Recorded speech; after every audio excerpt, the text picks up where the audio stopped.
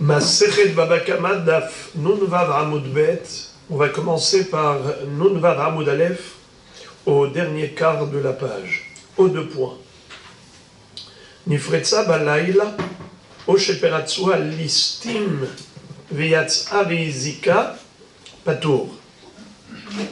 La Mishnah nous a enseigné que si une bête est sortie de l'enclos pendant la nuit parce que la clôture est tombée par une tempête au milieu de la nuit, eh bien il n'est pas tour. Ou bien Peratsu Alistim, il n'est pas tour. Si des brigands ont forcé, défoncé la clôture, et c'est comme ça que la bête est sortie librement, il ne sera pas tour, car il n'est pas fautif, et on avait vu que Tosfot expliquait que le haïkar du Hidouche par rapport aux brigands, c'est que même eux sont pas tours. Lui, c'est évident, parce que lui, il est anous. On a dit qu'il est anous en cas de chute de la clôture, de la barrière, soit au milieu de la nuit, par un vent, un mistral, une tornade, qui a fait que la clôture est tombée au milieu de la nuit, il n'est pas tour. Également, si les brigands l'ont rompu à cette clôture, et les bêtes sont sorties, ils ont été mazikim, il est également pas tour. Maintenant, la Gemara va apporter une précision à ce propos, et elle va dire Amar Rabba Vehu Shehatra. Quand est-ce que l'on dit que le propriétaire de la bête est dispensé de payer un dédommagement par rapport aux dégâts causés par sa bête? C'est uniquement lorsque la bête, c'est elle qui a creusé sous le mur, sous la barrière, et elle a fait tomber la barrière. Alors dans ce cas-là, on dit que il est patour parce qu'il est anous. C'est rarissime qu'une bête creuse pour pouvoir sortir de l'enclos. Alors, si c'est arrivé, il n'est pas censé être au courant, donc il est anous. Mais, avalo hatra, la Gemara maintenant fait une déduction et elle dit, quand est-ce que il est patour? Seulement si il est anous. Et quand est-ce qu'il est anous? Seulement si la bête a creusé et elle a fait tomber le mur. Là, c'est considéré comme un cas de force majeure. Et en effet, il sera dispensé de payer un dédommagement pour les dégâts qu'elle a causés par la suite en sortant de l'enclos.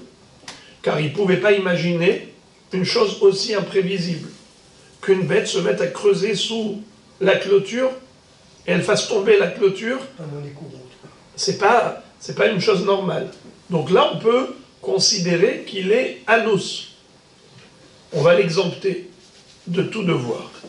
Mais de là, j'en déduis que si ce n'était pas le cas, ce n'est pas la bête qui a creusé pour faire tomber le mur, mais le mur est tombé tout seul, alors il serait hayab. C'est ce que je peux déduire. Car tu me dis, et tu précises, et tu stipules qu'il n'est pas tour parce qu'elle a creusé. Vehu shehatra. C'est ça ce que Rabba nous a dit. Vehu shehatra. Que elle a été hoteret, elle a été hoferet. D'accord? Là, il n'est pas tour. C'est comme ça que tu interprètes la Mishnah qui a dit pas tour. Sous-entendu que si elle n'était pas sortie en creusant sous le mur, mais le mur est tombé tout simplement, alors là, il est hayav. Pourquoi? Parce que ça, c'était prévisible. Comme c'est prévisible, il est hayav. La Gemara dit quoi? Comment? Comment ça peut être prévisible? Echidami, elima bekotel bari, ki lo hatra may hayav. S'il s'agissait d'un mur normal, d'une barrière solide, classique, ce n'est pas normal que le mur tombe. Normalement, une clôture n'est pas censée tomber. C'était un kotel bari, un mur solide. Alors pourquoi tu dis que dans ce cas-là, il serait hayab de payer? Parce que c'était prévisible que le mur tombe. Pas vrai. De la même façon qu'il est imprévisible qu'une bête se mette à creuser pour faire tomber la barrière, ainsi il est totalement imprévisible qu'une barrière normalement constituée chute, tombe. Alors pourquoi tu dis dans ce cas un patour et dans ce cas hayab? Et là, d'abord, la Gemara dit Maï havalé les merban. Si le mur solide est tombé tout seul, qu'est-ce que lui pouvait faire? Il ne savait pas qu'il y allait y avoir un séisme, parce que sinon, comment le mur est tombé? Et là, Bekotel Raoua. Forcément, de quoi parle-t-on? D'un mur branlant. Ça veut dire que si le mur était branlant, alors là, c'était prévisible que le mur tombe. Si c'était prévisible que le mur tombe, alors là, il faut le tenir coupable. Maintenant, on a compris. Quand est-ce qu'il est patour?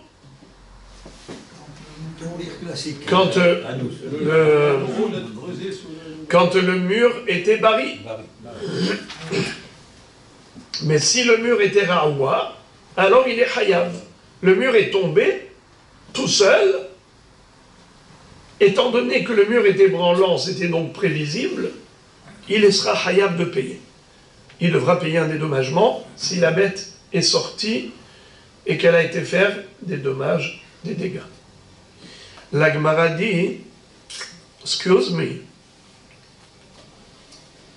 et là, mais côté le raoua, si on parle d'un mur branlant, alors j'ai une question. Qui hatra amay patour, tchilato bibshira vesofo beonesu. J'ai pas compris. Qu'est-ce que la Mishnah nous a dit? Que si le mur est tombé pendant la nuit et que la bête est sortie et elle a causé des dommages, il est patour. Rabbah nous dit dans quel cas il est patour? Que si la bête a creusé sous le mur et qu'elle a fait tomber. Sous-entendu que si le mur est tombé tout seul, il sera hayab. Regarde, on vient de dire que de quoi on parle? D'un mur branlant. Alors si c'est un mur branlant, le mur de toutes les façons, il était censé même tomber tout seul. Tomber même tout seul. Alors, pourquoi, si c'est la bête qui a creusé en dessous, qui l'a fait tomber, tu dis patour? Il devrait être hayab.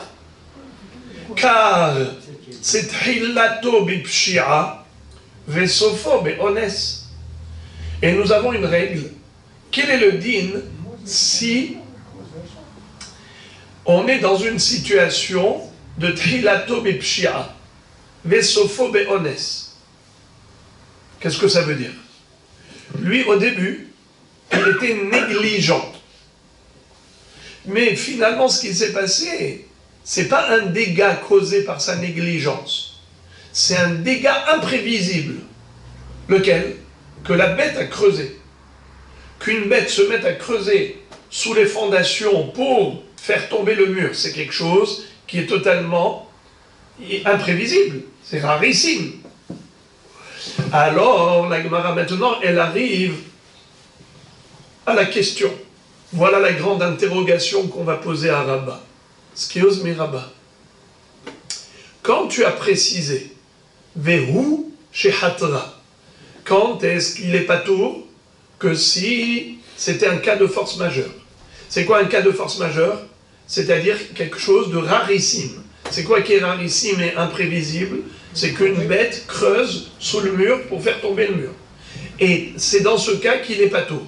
Mais si le mur est tombé tout seul, il sera hayav.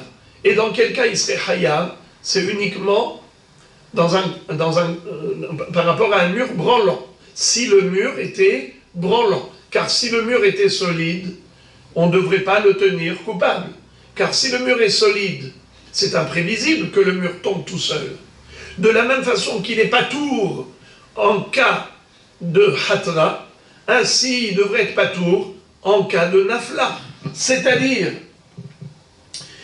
que le mur tombe alors qu'il était solide, ou que la bête creuse et fasse tomber le mur alors qu'il était solide. Ces deux cas sont imprévisibles. Ce n'est pas normal. Donc ça s'appelle anos, onès. Il doit être patour. C'est clair. Alors dans quel cas il sera patour si c'est la bête qui a fait tomber le mur, et il sera hayab si le mur est tombé tout seul?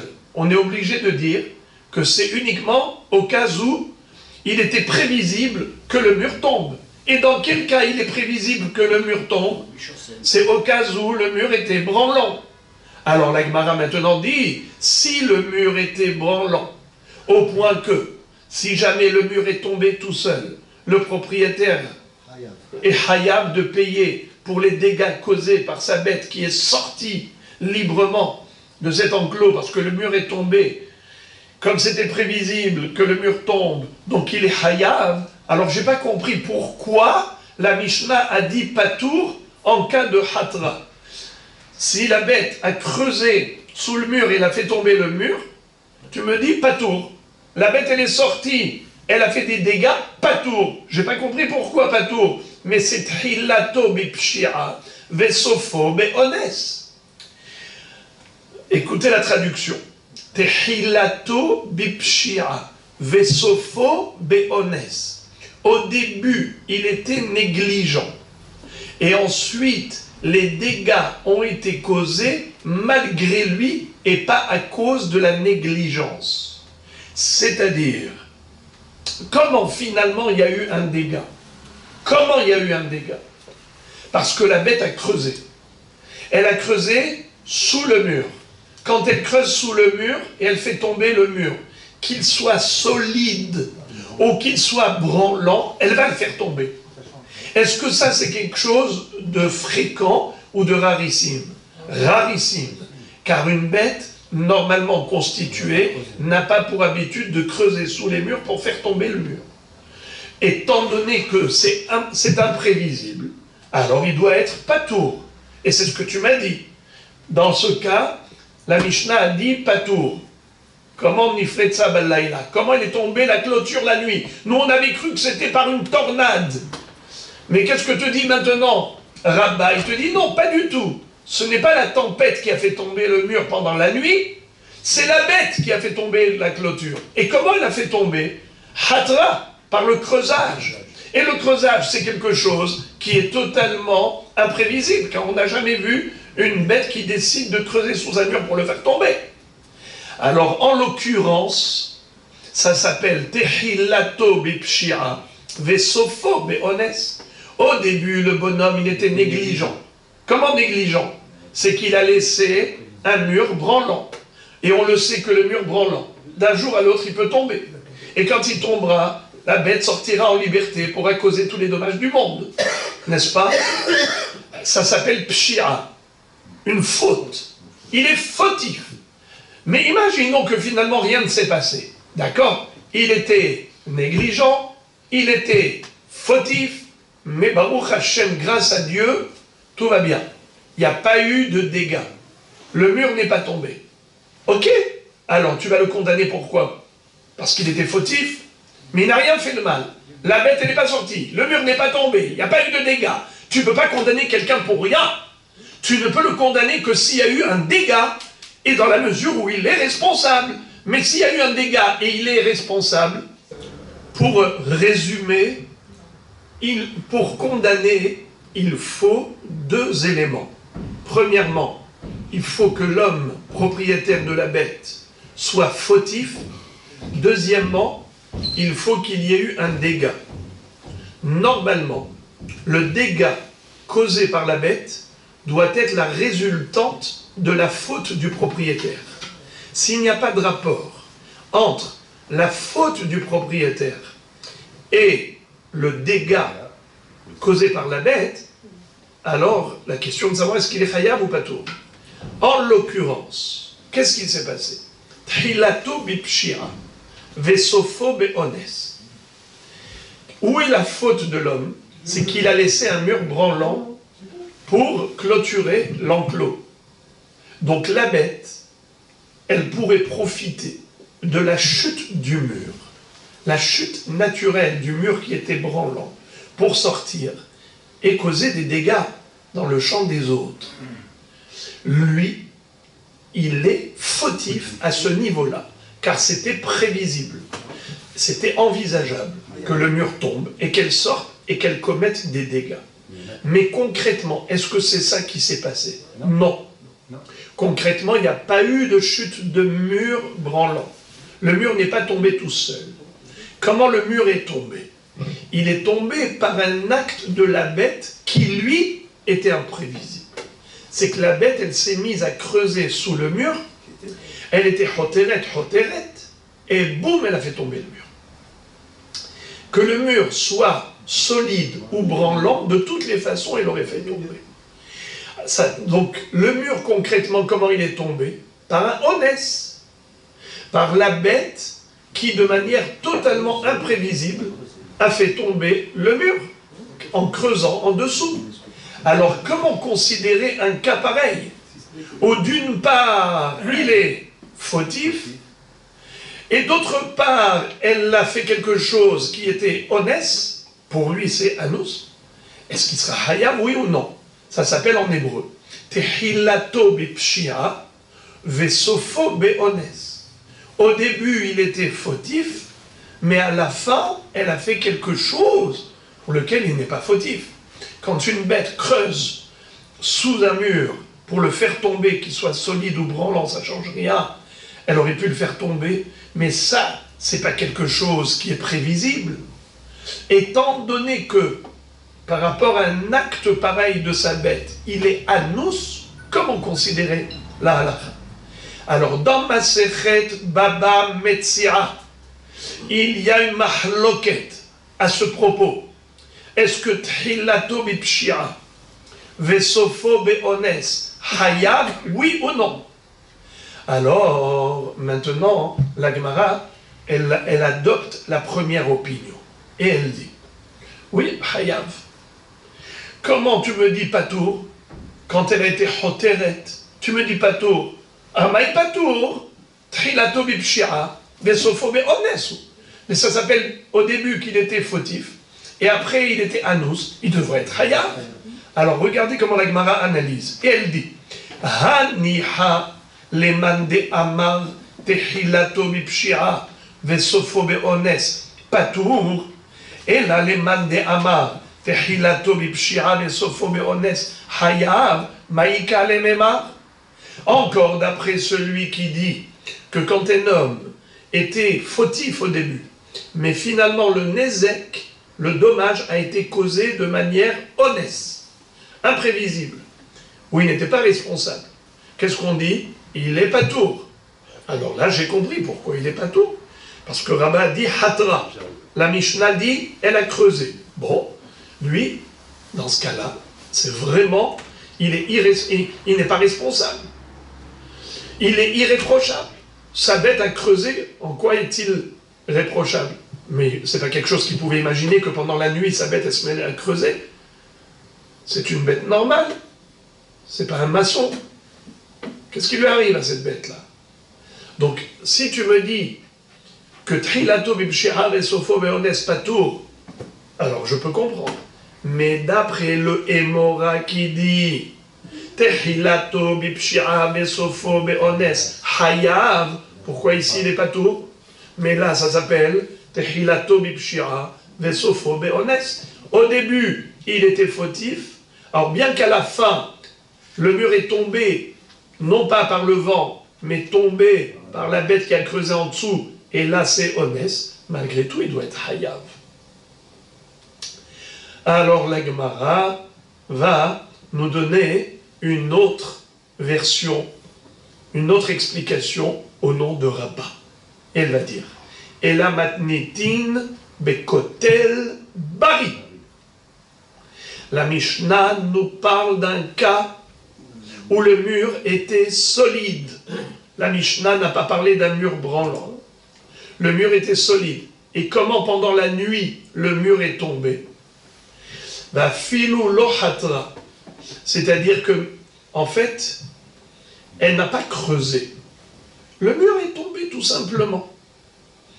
C'est-à-dire que même si le mur est tombé par le vent, il est patour, car ça s'est passé au milieu de la nuit. Le mur est tombé normalement avec une tempête. C'est même pas quelque chose de super imprévisible comme Hatra, une bête qui creuse, que c'est vraiment imprévisible. On n'a pas besoin d'en arriver là pour dire qu'il est patour. Même si l'Ohatra, c'est juste le vent qui a fait tomber la barrière au milieu de la nuit, il est patour. C'est considéré comme honnête.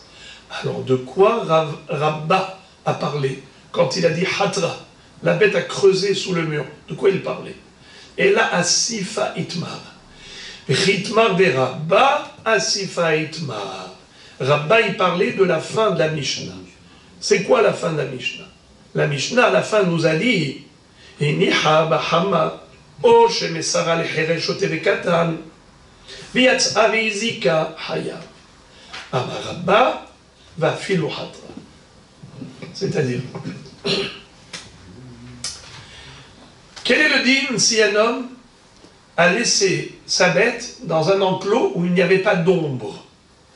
Et à un moment donné, à force d'insolation, elle a piqué une crise. Elle a tout fait pour sortir de là, pour aller chercher de l'ombre. Et quand elle est sortie, elle était libre comme le vent, elle s'est mise à endommager le champ du voisin. Dans ce cas-là, il est hayab. Ou encore, imaginons que la bête, il avait donné à garder à qui? À un fou, ou un petit, qui n'est pas bar mitzvah, ou un malentendant. Est-ce que ça s'appelle la surveillance sérieuse? Non. Étant donné qu'ils ne sont pas conscients et responsables, il est considéré comme pochéa, comme fautif, comme négligent, car il a donné la bête à des personnes irresponsables. Dans ce cas-là, il est hayab.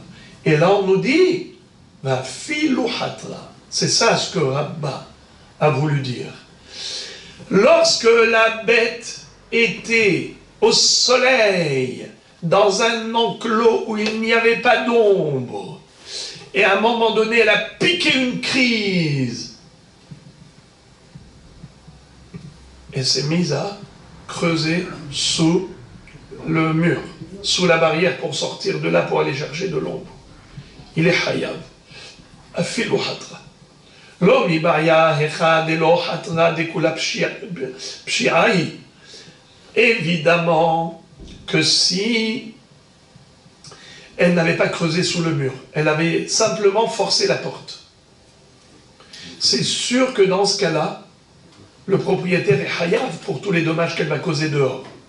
Car il savait très bien qu'elle ne supporterait pas de passer tout l'après-midi sous un soleil ardent au mois d'août, au mois de juillet-août. Elle ne va pas passer ici toute une journée, c'est sûr qu'elle va forcer la porte. Ça c'est prévisible, oui. Dans ce cas-là, c'est sûr qu'il est hayab. Et la filouhatra nami, mais même si elle a creusé sous le mur pour sortir vers l'ombre, il est hayab. Pourquoi? Maoudetema dabialet hilato bibshia vesofo beones kamashmalan de kula pshiahi maitama de amarle midayada de kivan de shabakta bahamma kol tatsdeka detla le merbad abda benafka. Même si elle a creusé sous le mur, chose rarissime, mais en l'occurrence, même ça rentre dans le cadre de prévisible. Pourquoi? Sachant pertinemment que la bête ne va pas supporter une chaleur ardente et caniculaire à longueur de journée, c'est sûr qu'elle va essayer par tous les moyens de sortir de là. Eh bien, même si finalement elle a besoin de creuser sous le mur pour sortir de là, même ça rentre dans le cadre de sa faute à lui, de sa négligence à lui, parce qu'il savait qu'elle est capable de tout pour aller chercher à boire, pour sortir vers l'ombre. Eh bien, ça s'appelle Kula Pshia. C'est quoi Kula Pshia? C'est entièrement sa faute. C'est entièrement de sa faute. Même le creusage sous le mur par une bête, chose rarissime, même ça c'est de sa faute. Car il le savait qu'elle allait chercher à sortir de là par tous les moyens. Kol tatzdeka, c'est quoi tatzdeka? Tous les moyens des hitla, les merbad, qu'elle peut faire, qui est en son possible, avda benafka, elle va faire pour sortir. Donc il est coupable. Alors répétons, qu'est-ce qu'a dit la Mishnah? Hayav. Dans quel cas? Quand il a laissé au soleil. Dans quel cas il est hayav? Est-ce que c'est uniquement si elle a poussé la porte ou bien même si elle a creusé sous le mur? Même si elle a creusé sous le mur. C'est ça l'enseignement de Rabbin. Fin du sujet. Passons à autre chose. La Mishnah nous avait dit Hotziwa listim, listim hayavim. Si les brigands ont ouvert la porte, où ils ont rompu la muraille, ils ont forcé la clôture, Pturim. Pourquoi? Grama bin Zakin, Patour. Quand est-ce qu'on dit Grama bin Zakin, Patour? C'est seulement quand ils ont cassé la barrière. Et à cause d'eux, elle est sortie, elle a causé des dommages à autrui. Ils sont Patour. Car ce qui s'est passé par la suite, c'est à cause d'eux, mais c'est pas par eux. C'est-à-dire que c'est indirect. Alors ils sont pas tours pour tout. Ils sont pas tours déjà de payer la bête elle-même. Si par exemple elle est sortie, elle est tombée dans un précipice et elle est morte, Ptourim. Pourquoi? Parce que c'est Grama bin Zakin Patour. Si elle est sortie, elle a causé des dommages à autrui, Ptourim. Grama bin Zakin Patour. Très bien. Maintenant, la Gemara s'arrête sur la deuxième partie de la Mishnah. La Mishnah nous a dit Hotsi uha listim, listim hayavim. Si les listim, ce sont eux qui ont fait sortir la bête, dans ce cas-là, ils sont hayav. Là, ils vont devoir payer pour tous les dommages causés. Alors regardez, la Gemara pose la question Pshita, keran de apkuha, kaimala birshutayhu, lechol mile. Les brigands, qu'ont-ils fait? Ils ont pris la bête et ils l'ont tirée dehors. Ça s'appelle Meshicha. Vous savez que quelqu'un, quand il veut acquérir une bête ou un objet, ben, fait Meshicha, il le tire. C'est un acte d'acquisition quand il s'agit d'une transaction commerciale. En l'occurrence, il ne s'agit pas d'un achat, il s'agit d'un vol. Mais la même action qui est valable pour un achat, c'est la même action qui est considérée action de vol pour un voleur. Si le voleur a fait l'action de Meshicha, désormais, l'objet, c'est considéré dans son réchoute, dans son domaine, et il doit assumer toute la responsabilité. Si maintenant il arrive quoi que ce soit, par exemple un incendie qui a brûlé l'objet, il ne peut pas dire au propriétaire de l'objet quand il se fait attraper par la police comme voleur, il va dire « mais ça a brûlé tout seul dans l'incendie, je suis pas tout ». On dit « monsieur, d'abord tu as volé, l'objet était chez toi, après il y a eu incendie, c'est toi qui es responsable, c'est considéré comme ton objet, toi tu dois rembourser ». Ou bien par exemple, la bête est partie, la bête qu'ils ont volée, elle est partie, elle a fait du mal, elle a causé des dommages à autrui. Le voleur, c'est lui qui doit payer les dégâts. Pourquoi? Car le voleur est considéré propriétaire. Désormais, quand il a fait un acte de vol avec une meshicha qui correspond à un acte d'acquisition, eh bien désormais, il est responsable. La Gemara dit Pshita, mais c'est évident, puisqu'il a acquis la bête par l'acte d'acquisition de vol, c'est normal qu'il soit hayav comme un propriétaire. Je répète la question de la Gemara, première ligne, Nunvala Amudbet. Pshita, c'est évident qu'il est hayav, keran de apkuha, puisqu'ils l'ont fait sortir avec les mains en tirant la bête. Kaimala birshutayhu lechol mile. Donc la bête, elle est dans le domaine de la possession du voleur pour toutes les responsabilités relatives à cette bête. À condition qu'elle attrape le voleur. Bien sûr. La tzricha de kamula be'apar. La Gemara dit, il s'agit du cas où ils ne l'ont pas tiré avec la main. car s'il avait tiré avec la main, il n'y a pas de ridouche. Ici, on est en train de dire qu'ils sont hayavim, même s'ils ne l'ont pas touché. Juste, les bandits, qu'est-ce qu'ils ont fait? Ils ont créé un pont, un tunnel. Il y en a un qui s'est mis à droite de la bête, l'autre s'est mis à gauche de la bête, et ils l'ont conduite vers le champ du voisin, et comme ça ils l'ont orienté, sans la toucher. Alors maintenant, ils ne sont pas considérés comme propriétaires, car ils n'ont pas fait un acte d'acquisition Meshicha. Mais ils ne lui ont pas donné le choix à la bête que d'aller manger les courgettes et les navets du champ voisin. Alors là, ils sont hayavim. C'est ça le chidouche. Pourquoi ils sont hayavim? C'est extraordinaire. Pourquoi ils sont hayavim? Les amis. Pourquoi est-ce qu'ils sont hayavim? Ils n'ont pas touché, mais ils l'ont quand même. C'est eux qui l'ont dirigé.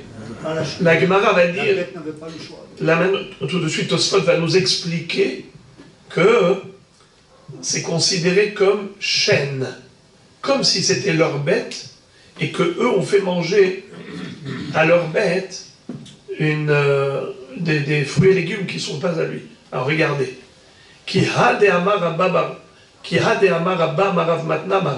Comme Rabba nous a enseigné de par ailleurs, au nom de Rav Matna, au nom de Rav, quoi? Hama'amid behemat havero al kamat havero hayam ma'amid pshita la tzricha de kamle be'apa.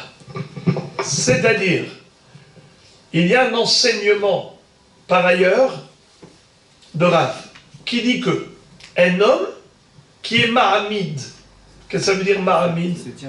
Il fait tenir la bête de son voisin sur le champ, dans le champ du voisin. Je m'explique.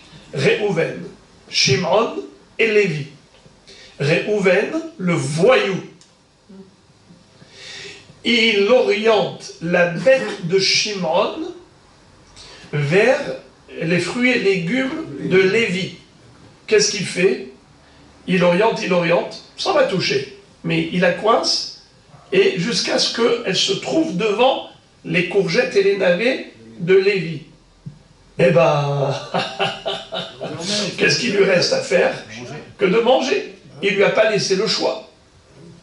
Ça s'appelle maramide, parce que s'il a attrapé, il a tiré, c'est évident, c'est un voleur, donc c'est sûr qu'il est comme propriétaire de la bête, et par conséquent, c'est sûr qu'il doit payer un dédommagement. Donc de quoi on parle quand on dit, même s'il n'a pas touché, même s'il n'a pas tiré la bête, il est quand même chaya, c'est quand il est kamla be'apa. Il s'est mis devant elle et il ne la laisse pas partir jusqu'à ce qu'elle mange. Il sera hayav. Tosfot explique pourquoi il est hayav. À quel titre il est hayav? C'est incompréhensible de dire qu'il est hayav. Non, il oriente. Il orientait alors. C'est pareil. Mais nous avons un din grama bin zakin patour. Quand on cause indirectement un dégât, on n'est patour. Ici, c'est un supra-hidouche de dire hayav. Tosfot nous disent un hidouche, mais alors il faut se lever pour écouter ce hidouche. Tosfot disent qu'il est hayav à titre de chaîne. Vous savez c'est quoi chaîne? La dent. On avait dit, Arba avot nezikin, Ashor abor amavei ve'ever. L'âme des avot, c'est chaîne, la bête qui a mangé. Mais de quoi la Torah elle parle? Elle parle de sa propre bête. Comment c'est écrit? Ki ava'er ish, sade okerem, veshilach et be'iro, ou be'er bisde acher, metav sadeu, metav karmo, yeshalem. Be'iro, c'est quoi Be'iro? Rashi explique dans le Chumash. Behemto. Donc c'est sa Behema. Ici, il y a un chidouche phénoménal. C'est que même si ce n'est pas sa bête, et même s'il n'est pas voleur de la bête, Parce qu'un voleur de la bête est considéré comme propriétaire de la bête, il doit assumer les responsabilités. Là, il n'a pas touché la bête.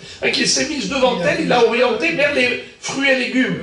Réhouven, le voyou, il a orienté la bête de Shimon vers les légumes de Lévi. Mais c'est pas sa bête. Et il ne l'a pas tiré, il ne l'a pas volé. Il a juste orienté. Moi, j'aurais dit patour. Grama bin Zakin patour, c'est une cause indirecte. Eh bien là, ridouche. Waouh, ridouche. Je pense qu'on a fait notre journée, les amis. Regardez ça. Te dit Hayav. Pourquoi Tosfot disent c'est considéré comme chêne chez l'eau, comme la dent de sa propre bête. Comment ça fonctionne? Étant donné que c'est lui qui l'a orienté, conduite jusqu'à une situation où elle n'a plus le choix que de le manger, eh bien, c'est considéré comme sa dent à lui, comme la dent de sa propre. Parce que c'était intentionnel. Ouais, c'est pas Grama dans ce cas. C'était intentionnel. Hein? C'était intentionnel. Les intentions n'ont aucun effet. Comment ça? Si j'ai l'intention de faire du mal, c'est comme si j'avais du mal. Il avait une intention. Alors je vais vous poser la question. Hier, nous avions appris 9 cas de Grama Benzakin Patour. C'est quoi Grama Benzakin Patour? Causer un dégât indirectement, il n'est pas capable de payer. Et s'il avait l'intention de faire du mal indirectement, il doit payer? Pas du tout. L'intention n'a aucun impact sur la loi juridique. C'est une question de réalité. Est-ce que ça correspond à la législation ou pas? On a des avot nezikin, Ashor, Abor, Amavay, Aéver. Grama bin Zakin, ça correspond à rien, pas tout. Même s'il a une mauvaise intention. Depuis quand maintenant on va commencer à juger, faire ce qu'on appelle un procès d'intention? On ne fait pas de procès d'intention. Il a fait un acte, là. Ils ont fait un acte. C'est pas qu'une intention. Il n'y a pas qu'un acte. Oui, mais cet acte-là, il est indirect. Je suis d'accord avec vous. Vous avez raison, mais c'est un acte indirect. Finalement, le résultat, c'est indirect. Si vous ne l'avez pas dit, toi, vous n'aurez jamais dit. Exactement. Non, mais généralement, je ne vous fais pas lire. D'accord? Mais cette fois-ci, je ne peux pas vous priver de ce kiff. Regardez Tosfot, la deuxième des grandes lignes, dans les grandes lignes. Le premier Tosfot des grandes lignes. Hamaramid behemat havero, al-kamat havero, hayab. Ve'afalpi she'en ha-behema shelo, hayab. Bien que la bête ne lui appartienne pas, il est condamné à payer. Mita'am, pour quelle raison? Shen va regel. Waouh. Il n'explique pas comment aussi. Regel, ça veut dire si par exemple, il a orienté pour écraser les fruits et légumes du voisin, il doit payer le fruit et légumes du voisin. Dirtiv beriro, d'Avralgab dirtiv beriro, bien que dans la Torah il est écrit clairement sa bête, donc il doit être propriétaire. Kedide hashiva, c'est considéré comme la sienne. Oh il vehu asa, étant donné que c'est lui qui a fait. Et Rabotai, écoutez bien, Tosfot donne un exemple, mais il ne donne que des frissons, ce Tosfot. Regardez l'exemple qu'il donne. Il dit, imaginons, Réhouven, Shimon, Lévi. Le voyou, c'est Réhouven. Shimon avait allumé un feu. Il a allumé une bougie. Lévi avait un champ. Que fait Réhouven le voyou?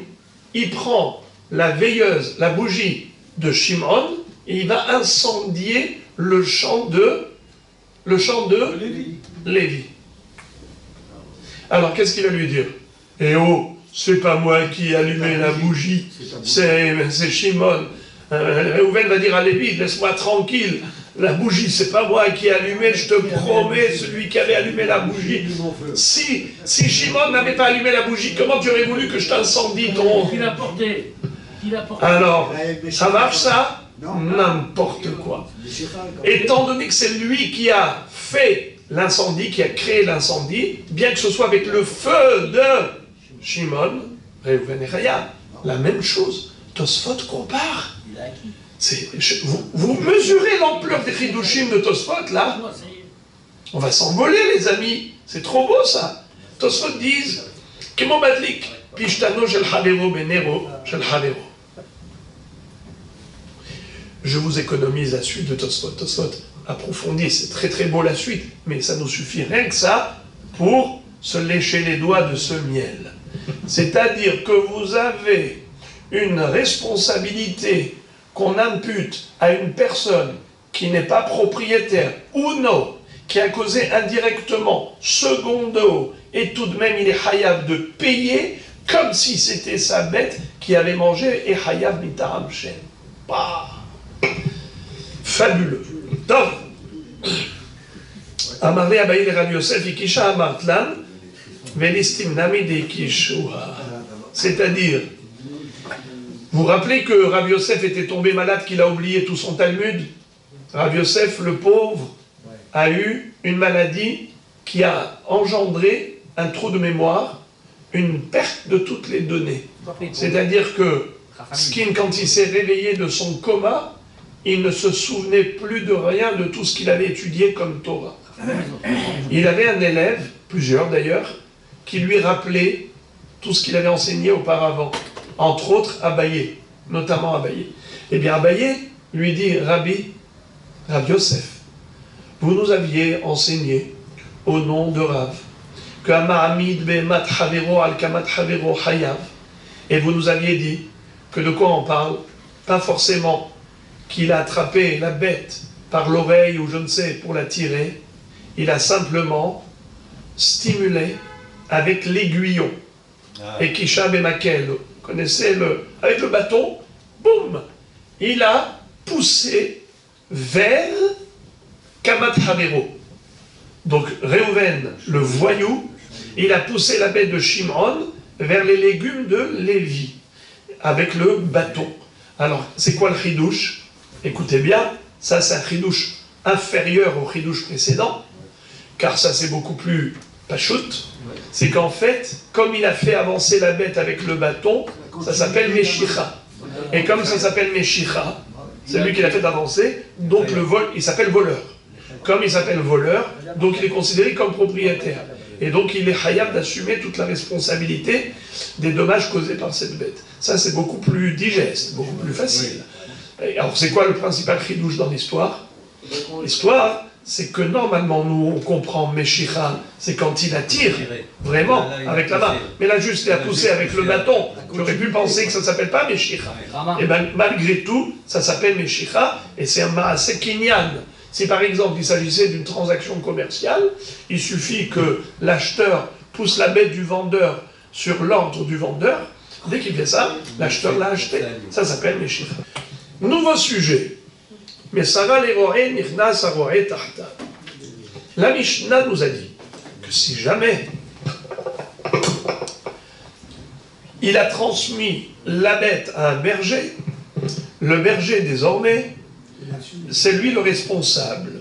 Si jamais la bête est partie faire des dégâts, elle a causé des dommages, qui est-ce qui va devoir payer des indemnités? C'est le berger. La Gemara pose une question. Amré, ils ont demandé, les Bnei Yeshiva, Tahtab Deman. Quand tu m'as dit, le berger a pris la place, a pris sa place.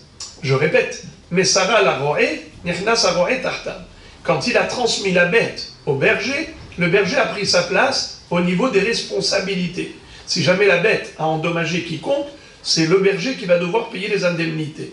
Mais tu as employé un langage un peu spécial. Tu n'as pas dit juste Aroé Hayav.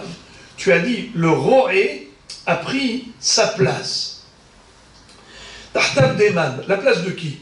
Elima Tahtav Deba ala Behema. Si tu veux me dire que Réhouven, le propriétaire de la bête, quand il a confié à Shimron, le berger, alors Shimron devient désormais responsable de cette bête, autant que Réhouven auparavant, ça veut dire Shimron, le berger, remplace Réhouven, c'est pas un ridouche, Tanina Hada Zimna, mais ça vaut les Shomer Hinam, ou le Shoel, les Nosé Sachar, ou le Socher, Kulam Nichnesu Tahata Be'alim.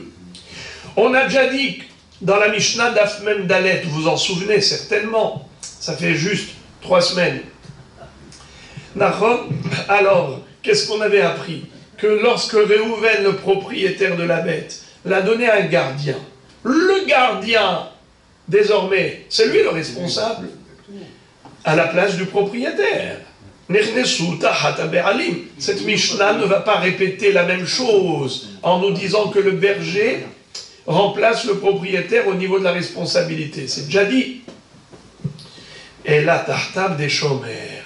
Voilà le hidouche de notre Mishnah. C'est qu'en fait, on a 3 personnes, pas 2. Réhouven, le propriétaire qui a donné à Shimon le berger. Détrompe-toi, c'est pas de cela qu'on parle, parce que ça c'est évident. On l'a déjà pris dans la Mishnah de Daf Mem Dalet. Ici, on parle du cas suivant. Il y a 3 personnes. 1, 2, 3. Réhouven, propriétaire de la bête, a confié un chômeur, Shimon. Shimon a confié à Lévi le berger. Et maintenant, hein? Alors répétons. Réhouven est parti en voyage. Il est parti 2 semaines en montagne. Et il a dit à son voisin Shimon, s'il te plaît, Shimon, mon voisin, peux-tu me garder ma bête? Garde-la moi. Il lui dit, il n'y a pas de problème. Je te la garde. Et voilà que Shimon, lui aussi, avait envie de passer quelques jours au Golan ou à Tibériade. Et il a dit au berger, dis-moi, berger, peux-tu garder cette bête de Réhouven? Garde-la bien, hein? Donc, Shimon a donné au Lévi, le berger. Et finalement, la bête est partie, elle a endommagé le champ de Yehuda. Yehuda maintenant vient, et il y a 3 personnes. Réhouven, propriétaire de la bête, Shimon, le voisin gardien, et Lévi, le berger, 2e gardien. À qui va-t-il s'adresser pour réclamer le dédommagement? Par rapport à la bête qui a mangé tous ses fruits et légumes? C'est ce que veut dire la Mishnah. Nichnas aroé tahta, c'est le berger. Lévi, le 3e. Alors maintenant, vous allez me dire, c'est quoi le chidouche? Alors regardez, vous allez vous régaler. La Gemara pose une question. Elle dit, what is it? Les shomer kama iftarle les gamre? Limatievit yuvta de rava? De amarava shomer shemasar les shomer? Hayab? Mata omer. Qu'est-ce que tu dis là? Que le roé, désormais, c'est lui qui prend la place de Shimon du shomer. Et le shomer, lui, il va faire dodo tranquillement. Il s'est déchargé, il s'est débarrassé de Réhouven en lui disant écoute, moi j'ai donné au berger, maintenant l'autre, il vient, il réclame, et il réclame au berger. Et le chômeur, lui, c'est-à-dire Shimon, à qui Réhouven avait confié la bête, lui, il est tranquille, il va faire dodo tranquillement. Mazé, pourtant Rava nous a dit que Shomer, chez Massar les Shomer, Hayav. Un gardien qui a donné un gardien, le premier gardien est Hayav. Pourquoi? Car le propriétaire a donné à garder à qui? Au premier gardien. Le gardien n'avait pas le droit de donner à un autre gardien. Et puisqu'il n'avait pas le droit de donner à un autre gardien, s'il a donné à un autre gardien, il s'est passé un problème. Est-ce qu'il est Hayav, oui ou non? Oui. Répétons. Amarava, Shomer, Shemassar, les Shomer, Hayav. Qui est-ce qui veut répéter ce qu'a dit Rava? Shomer, Shemassar, les Shomer, Hayav. Alors, c'est ça la question.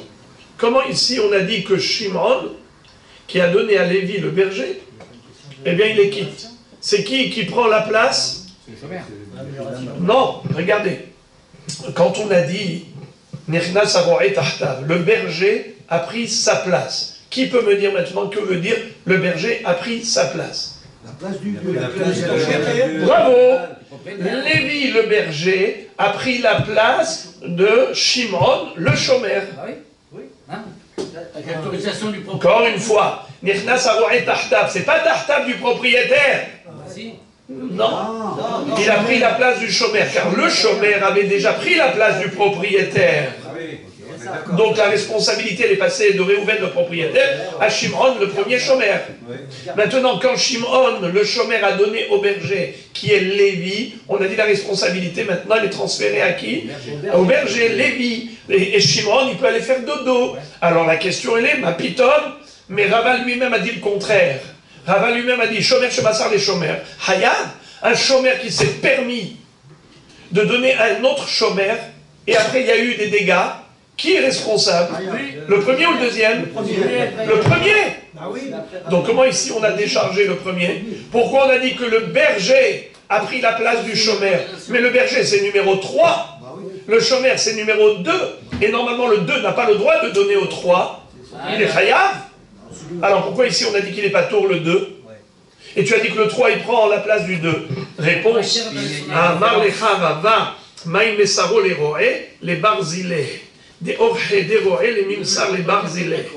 Alors voilà, en fait, ici il s'agit que le numéro 2, qui est le chômeur, en fait c'était lui-même le berger.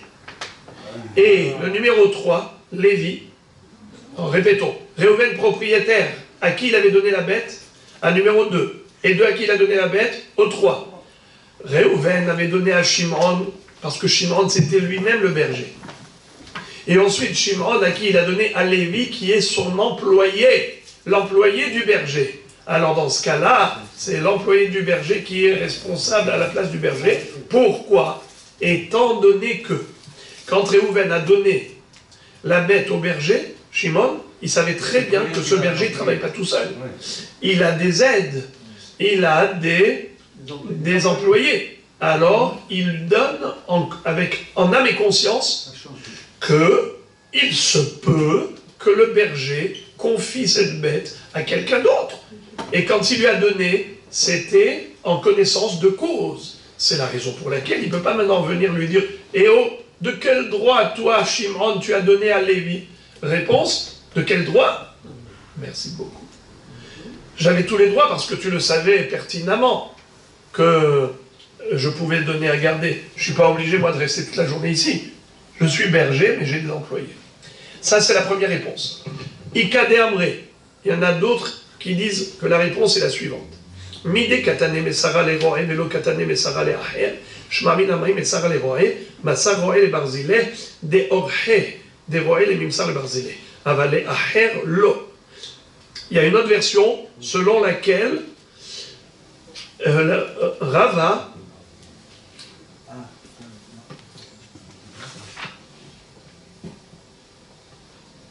selon laquelle la Gemara, quand elle a dit Mesara les roé, nichnas roé tahtav, qu'est-ce que ça veut dire Mesara les roé?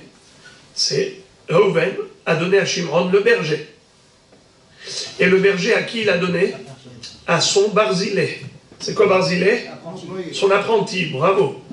Velo katane mesara le aher. On n'a pas parlé dans la Mishnah de Reuven qui a donné à garder à qui? À quelqu'un d'autre. C'est pas écrit quelqu'un d'autre, aher. C'est écrit roé, berger. Pourquoi la Mishnah parlait de berger? C'est pour dire, c'est seulement au cas où le berger a donné à son barzilé, a donné à son apprenti, c'est là que Bémet le berger peut se décharger de toute responsabilité. Car il peut lui dire, Monsieur Réhouven, tu savais très bien que moi j'allais pouvoir donner à Lévi. Car moi, Shimon, je suis un berger, j'ai beaucoup d'employés. Lévi, c'est mon employé. Je savais très bien que je pouvais lui confier. Donc, c'est en âme et conscience que tu vas confier. Moi aussi, je peux confier, j'ai le droit. Tu ne peux pas venir maintenant m'attaquer en justice. Pourquoi je vais donner à Lévi? Vous savez très bien que Lévi, c'est mon employé. Ok. Et là, la Mishnah, qu'est-ce qu'elle dit? C'est-à-dire,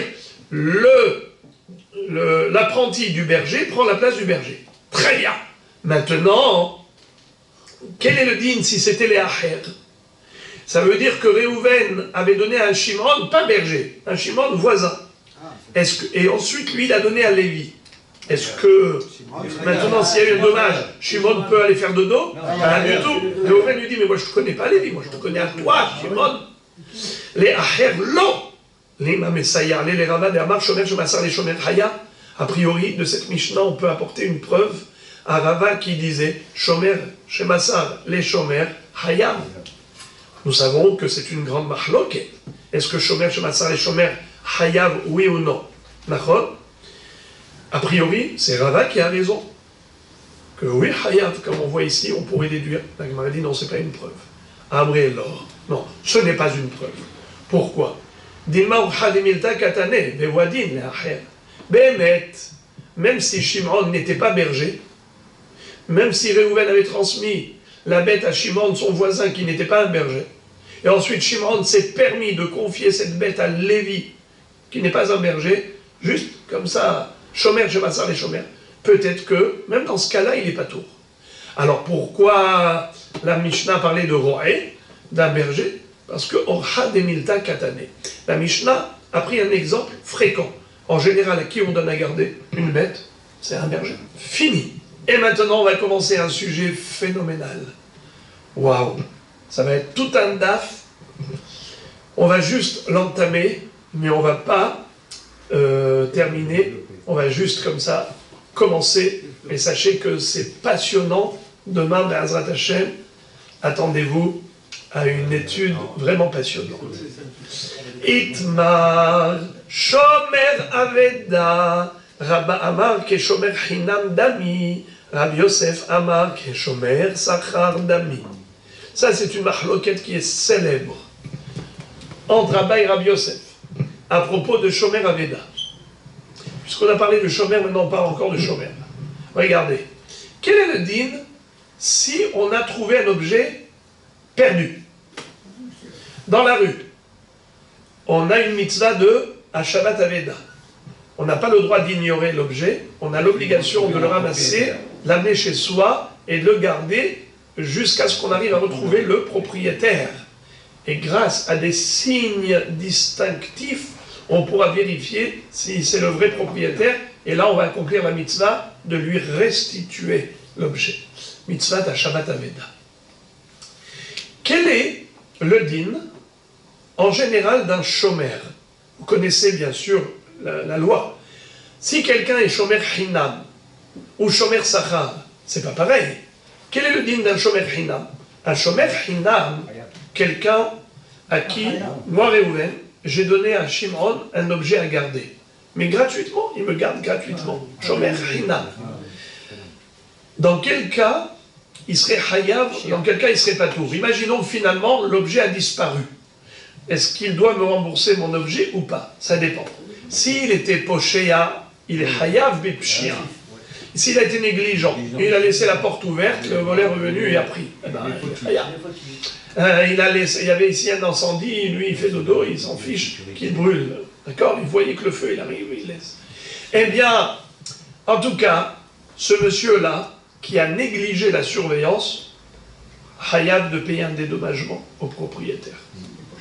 Mais si jamais c'était un cas de force majeure, mais honnête, ou même moins que ça, juste, il y a eu des voleurs qui ont volé, mais pas parce qu'il avait laissé la porte ouverte, il avait fermé la porte. Ou égaré, dans tous ces cas de figure, il n'est pas tour. Il n'a pas à payer sa responsabilité, elle n'a lieu d'être que s'il était fautif et négligent. Maintenant, imaginons la même chose, mais un gardien payé. Shomer Sachar. Il est responsable en cas de pshira, évidemment, mais même en cas de gneva et même en cas de aveda.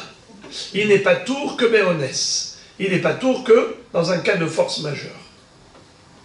Mais si c'est pshira ou gneva va aveda, hayav. C'est la différence entre shomer hinam et shomer sachar. Maintenant, les amis, écoutez bien, restez assis 2 secondes. Attachez la ceinture, je veux dire. Quel est le din d'un homme qui a trouvé un objet perdu et il l'a amené chez lui à la maison et ensuite il s'est fait voler, c'est-à-dire gneva? Est-ce qu'il est hayav ou patour? Finalement, on a trouvé le propriétaire de l'objet trouvé.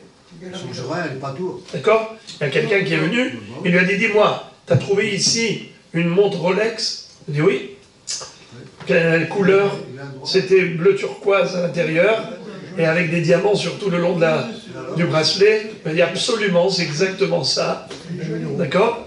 La forme, elle était ronde en haut et triangulaire en bas. Oui, tout à fait. Alors il lui dit, c'est la mienne. Ah, mais désolé pour toi, on me l'a volé. On me l'a volé. Ta Rolex. Alors maintenant, le Shomer Aveda, ce gardien-là de la Aveda, est-ce qu'il est hayab de payer? Ou est-ce qu'il est patour? Il l'avait mise dans l'armoire et il avait fermé l'armoire à double. Il est pas tout. Il est Shomer Hinam, automatiquement il doit. Il a fermé à double tour et voilà que il y a eu pendant la nuit une effraction, des voleurs sont rentrés à la maison et ils ont ouvert, ils ont défoncé le coffre et ils ont pris l'argent du propriétaire, ils ont pris même la Rolex qu'il avait trouvée. Alors maintenant, dites-moi, est-ce que Réhouven, qui a trouvé la montre de Shimon, doit maintenant rembourser à Shimon le prix de la Rolex qu'il s'est fait voler, oui ou non? Répondez par oui ou par non.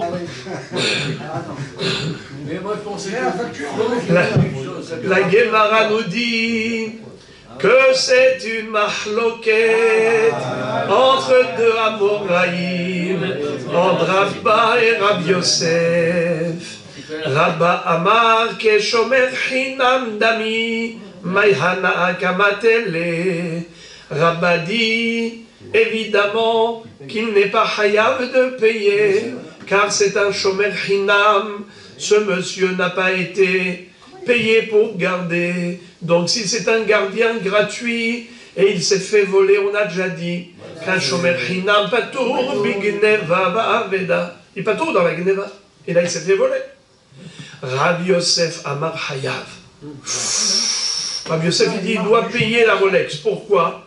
Que shomer sachar dami. Il est considéré comme gardien payé. Pourquoi? Alors écoutez, deux explications dans la Gemara.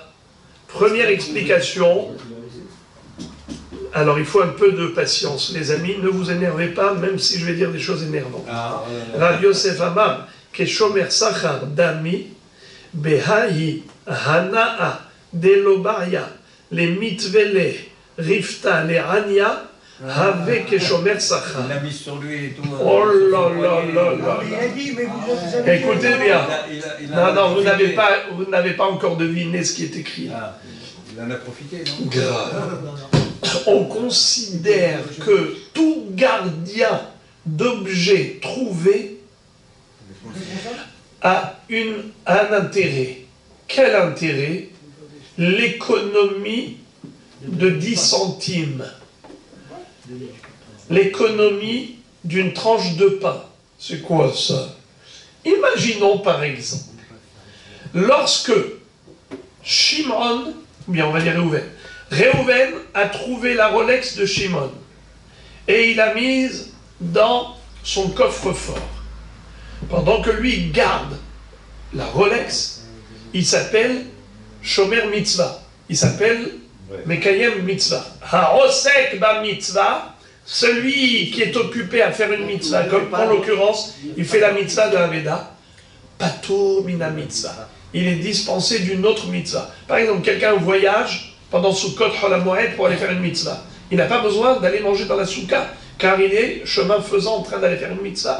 Il y a 1001 exemples de Osek ba mitzvah, patur mina mitzvah. N'est-ce pas? Alors maintenant, écoutez ça. Lorsque lui est en train de faire la mitzvah de un Shabbat Aveda, il est en train de garder un objet perdu, puisque il a trouvé, il est en train de garder pour une mitzvah. Ça s'appelle Osek ba mitzvah. Maintenant, si quelqu'un vient lui demander de la tzedaka, est-ce qu'il est obligé de donner de la tzedaka? Pas tout. Car il est occupé à faire une mitzvah, il est dispensé d'autres mitzvot.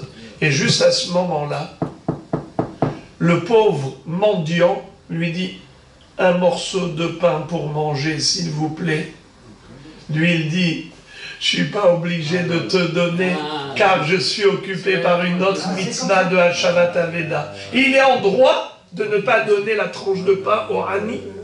Il a économisé les 2 shekels que coûte la tranche de pain. Étant donné qu'il a économisé la tzedaka, c'est comme s'il a été payé 2 shekels. Et comme il a été payé 2 shekels, alors il s'appelle Shomer Sachar. Si le Shomer Sachar, sa responsabilité, elle est comme un Shomer Sachar. Hayav Bigneva, Aveda, s'il s'est fait voler, eh bien il est Hayav de payer. Ça c'est une explication. Mais d'abord j'ouvre une parenthèse de Tosfot. Tosfot nous enseigne quelque chose d'incroyable. Ils disent, dis-moi, tu as déjà vu ça dans ta vie? Quelqu'un par exemple, il met talit et tfilin. Il fait la mitzvah, oui, de talit et tfilin. Vous avez un talit sur vous? Ouais.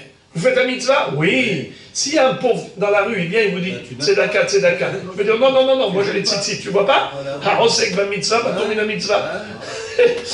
Alors c'est pas mal ça. Si tu fais une mitzvah, c'est pas tout de toutes les autres. Vous savez quoi? Vous savez quoi? Je vais vous faire sourire. Je vais vous faire sourire. Pourquoi j'ai besoin de mettre les téphilines? Mais j'ai déjà fait la mitzvah de tzitzit. Donc, on sait que la mitzvah de tzitzit, pas tomber la mitzvah des téphilines. Alors là, je vais vous faire tomber par terre si je vous pose une question pareille. Rabotaï, écoutez bien. Tosfot explique très joliment. Ils disent Osek ba mitzvah. Le mot osek, c'est très précis. On n'a pas dit avec Kayem mitzvah, on a dit Osek. Osek, c'est-à-dire pendant que je suis en train d'accomplir une action de mitzvah. Comment un homme peut accomplir une mitzvah de Hashavat Aveda de manière active ou de manière passive? Passive, c'est quand l'objet trouvé est déposé dans son armoire. À ce moment-là, il est passif. D'accord? Mais comment il peut être actif dans l'accomplissement de cette mitzvah? Il court derrière la porte qu'il avait vu tomber de lui. En mettant une annonce pour... Ça aussi, ouais, mais il y a encore une autre façon. C'est, comme nous dit la Gemara dans la Mishnah, dans Masechet Baba Metzia, Shotha letzorka avalo letzorko. C'est-à-dire, imaginons par exemple, il a trouvé un tapis persan. Vous savez que si vous le laissez rouler pendant 2 ans, 3 ans ou 4 ans, après ça, le tapis, quand vous allez l'ouvrir, vous allez voir toutes les mites qui ont rongé, vous allez avoir que des trous. Nahon, les mites ont dévoré le tapis. Qu'est-ce qu'il faut faire? La Torah nous dit, il ne faut pas que tu lui rendes un tapis troué. Si tu lui as gardé le tapis pour lui rendre, rends-lui un tapis qui s'appelle tapis. D'accord? Alors comment tu vas faire? Tu dois l'entretenir. Comment tu vas l'entretenir? Eh bien, tu vas le dérouler à l'air frais. Tu vas lui donner quelques petits coups de bâton pour enlever toutes les mites et les poussières. Tu vas le laisser s'aérer un petit peu. Après, tu le roules et tu le remets dans la cave et tu le gardes jusqu'à ce que tu trouves le propriétaire. Shotha, les tzorka, c'est du boulot, comme vous dites si bien. Eh bien, les amis, écoutez les tzadikim, c'est ça, on sait pas mitzvah. Si le Hani, le pauvre mendiant, est venu frapper à la porte juste au moment où j'étais en train de dérouler le tapis pour l'aérer, où je suis osek ba mitzvah de manière active, c'est là où je suis pas tourné la mitzvah.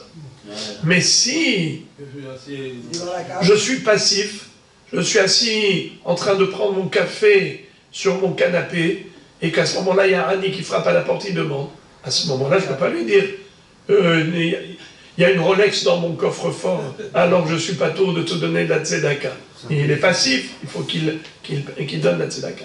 Alors déjà, je ferme la parenthèse par rapport à Tosfot qui disent que Osek ba mitzvah, patur mina mitzvah, dont a parlé Rav Yosef, pour transformer le Shomer Aveda en Shomer Sachar, en disant qu'il est payé 2 shekels, juste l'économie qu'il a faite en s'abstenant de donner aux pauvres, c'est ça son paiement, et à cause de ça, il s'appelle Shomer Sachar, et donc il doit assumer toute responsabilité comme un Shomer Sachar. Si jamais il s'est fait voler la Rolex, c'est qu'il la paye. Ça, c'est une explication. Deuxième explication, Ika de Mefar Sheachi. Rav Yosef a marqué Shomer Sachar Dami, Kevan de Rahamana, Sheabede, Baral Korhe, Ilkar Ke Shomer Sachar Dami. C'est-à-dire,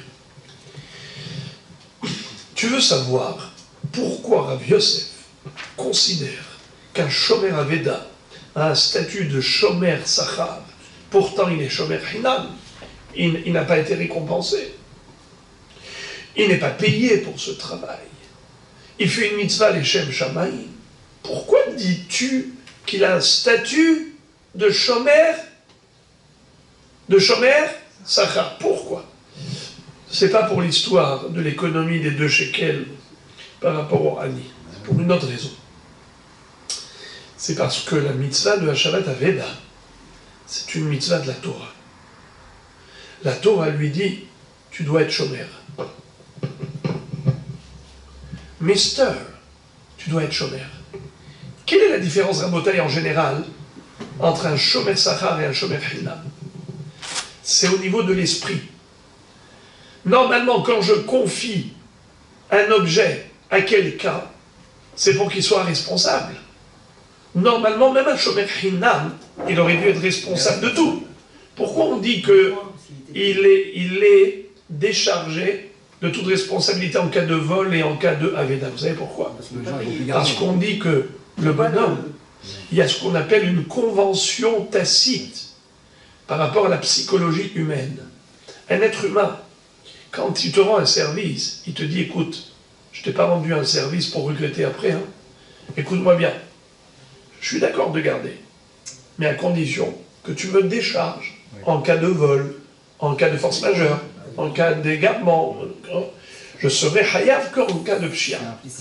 Ça s'appelle une convention implicite et tacite. Mais, pour Shomer Sachar, il n'y a pas cette convention puisqu'il est payé. Alors il est hayav naturellement. Un Shomer Aveda, pourquoi Rabbi Yosef dit que c'est comme un Shomer Sachar?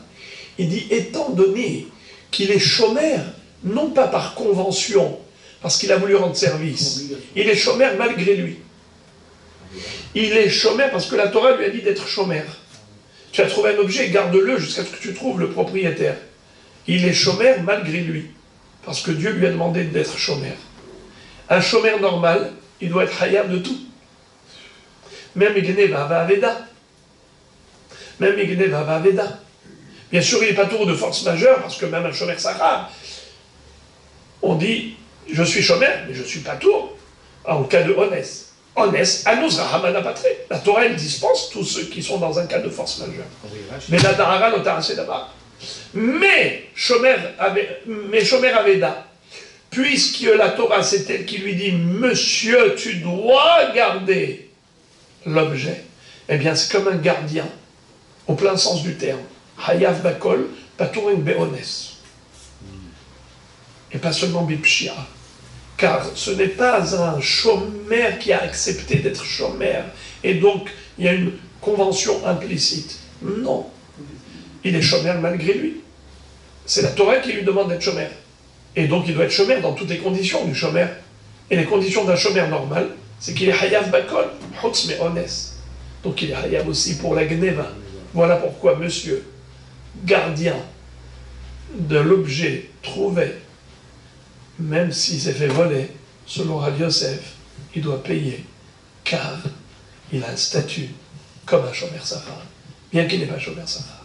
Selon la première explication, il s'appelle Shomer Sachar réellement, car il a économisé les quelques shekels qu'il aurait dû donner aux pauvres pour avoir du pain. Donc il est vraiment Shomer Sachar, de quelques sous. Selon la deuxième explication, on ne tient pas compte de cette histoire d'économie éventuelle de 2 shekels. On tient compte de son statut. Il a un statut de chômeur. Et puisqu'il a un statut de chômeur, alors il doit assumer sa responsabilité. Ouais, mais il dit, mais moi je n'ai pas choisi d'être chômeur. C'est vrai. Et tu es un bon juif. Un juif a des responsabilités. Noblesse oblige. Rabotaï, cet homme-là, il va payer. Il va payer. Peut-être avec des larmes. Il va dire, mais je ne comprends pas. Moi, j'ai voulu faire une mitzvah et je paye. On va lui dire, monsieur, Ashrecha Betovlar. Quelle chance. Tu as payé pour la mitzvah. Tu as fait une mitzvah et tu as payé cher pour la mitzvah. Qui est comme toi dans le Olam Haba? Qui sera comme toi? Tu auras un Olam Haba incroyable, et certainement, même dans ce monde, Akadosh Baruch Hu va le récompenser pour cette mitzvah pour laquelle il a payé si cher, et il recevra pas seulement au centuple, mais au milltuple.